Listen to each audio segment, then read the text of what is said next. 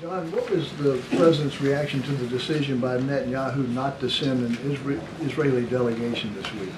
I got to tell you, Steve, we're kind of perplexed by this. A couple of points that need to be stated and, in fact, restated. Number one, it's a non-binding resolution, so there's no impact at all on Israel and Israel's ability to continue to go after Hamas. Number two, as I said in my opening statement, it does not represent a change at all in our policy. It's very consistent with everything that we've been saying we want to get done here. And we get to decide what our policy is. The Prime Minister's office seems to be indicating through public statements that we somehow changed here. We haven't. And we get to decide what our policy is. It seems like the Prime Minister's office is choosing to create a perception of daylight here when they don't need to do that. So again, no change in our policy. What does this do to the relationship between the president and Prime Minister Netanyahu? I have no doubt that the two leaders will have follow-on discussions as they have, as appropriate, throughout this conflict. Thank you. You say it's not a shift in policy by voting for this today.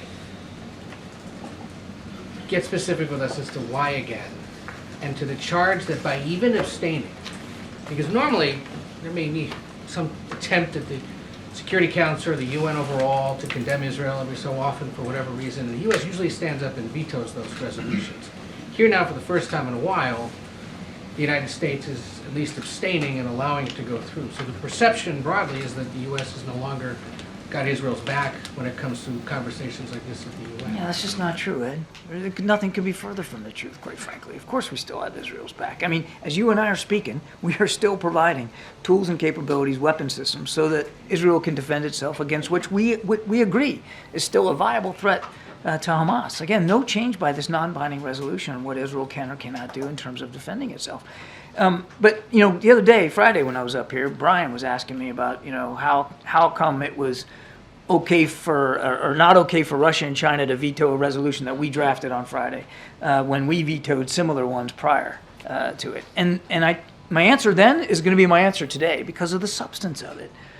The ones we vetoed didn't condemn Hamas. This one didn't condemn Hamas, which is why we couldn't support it.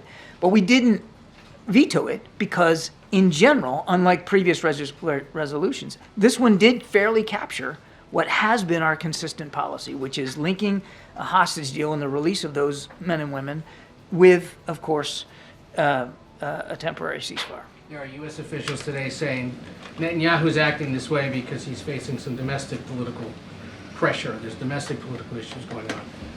Aren't there also domestic political pressures facing President Biden? And that's part of the reason why y'all are allowing this to happen today? I can't speak for members of the Democratic Party saying he's doing this wrong. You've got the general public suggesting his support for Israel is misplaced. Is that part of why this is going through? No, absolutely not. And I got to take issue with the premise of the question. The president makes decisions based on the national security interests of the United States. And this decision to abstain on this resolution is in keeping with the national security interests of the United States. And quite frankly, it's in keeping with the national security concerns of the Israeli people.